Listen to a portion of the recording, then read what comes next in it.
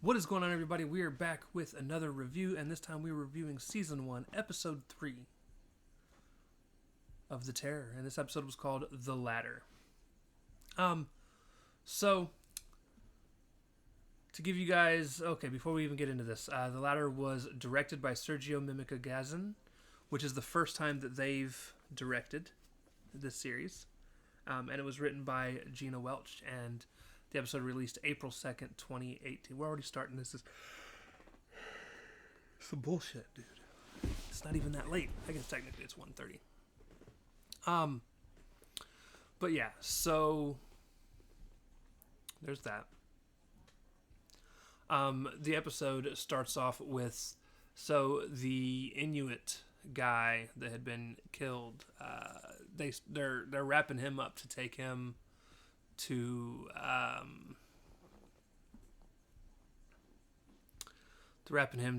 basically go bury him. And after they get him all wrapped up and in his coat and it's sewed shut, they give the lady some food to leave on her way, and then they carry his body to a hole in the ice and honestly, unceremoniously just dumps him into the hole in the ice, and he slides down into the water. Now, I'm not a fan of how this goes. It's almost like the English had no respect whatsoever for the trauma that they caused, if I'm being honest, and then they just dumped his body.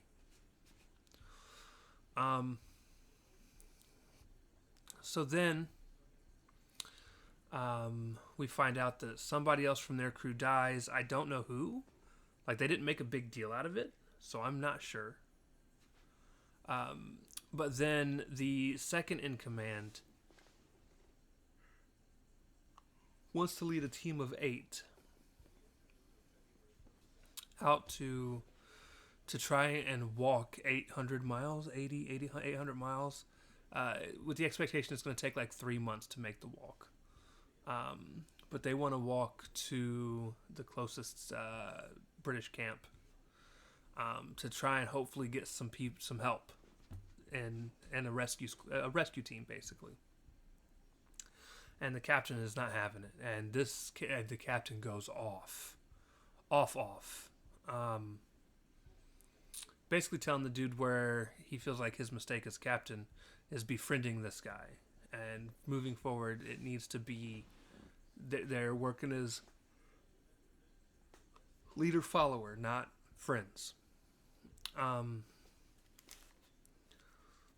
We also get some backstory from the captain, where we find out he was questioned about whether he was preparing before everything comes out, just in case they get trapped, and he said that they were. And then his wife got him a monkey, and then that was pretty much that. The guy that had been asking him if he was prepared seemed to come off very foreboding, like almost "you're all going to die," Crazy Ralph esque. Crazy Ralph? Crazy whatever his name was. For Friday the 13th. So, dear God, I can make it an entire episode and not yawn the moment I start talking. It's OV. So yeah, they go, and after being told no, he decides he is going to get a group of 8 people together anyways, because he's just going to leave, and people can hate him all they want. He's going to give up his spot.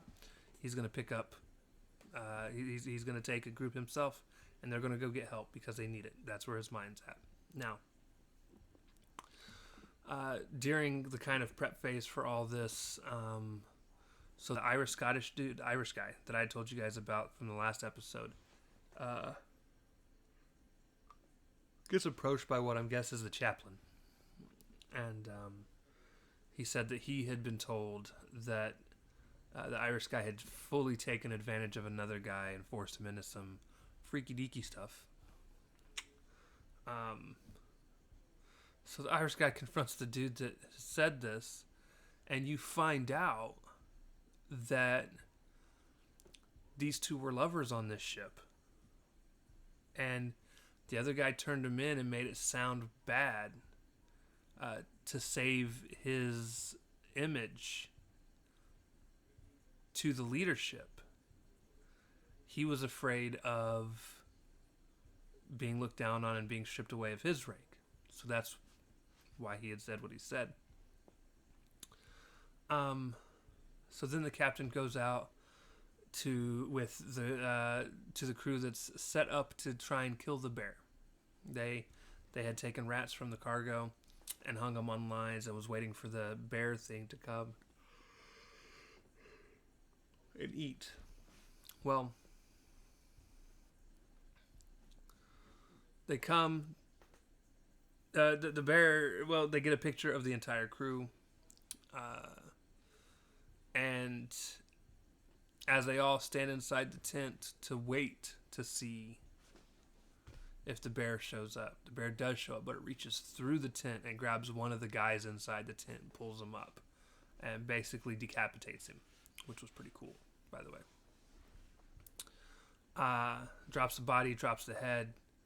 Everybody starts to freak out and run. The captain almost gets away from everybody.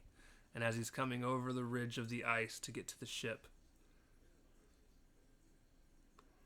he's grabbed from behind and dragged. All the way to the watering hole that they had unceremoniously dumped the dude at earlier.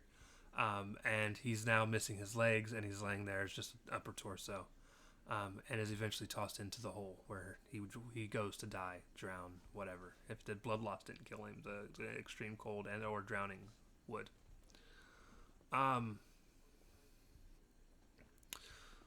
The crew comes from the ship because they had spotted all the craziness of the shooting and stuff that was going on. Realize that the captain is dead. And the next thing we see is the second command, the guy that was going to lead a team of 8 on his own, has decided is now in charge.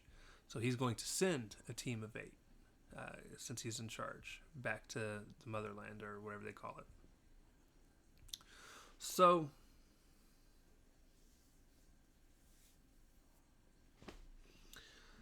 Guy convinces him to wait until the captain's buried, the third in command, out of respect. So he agrees.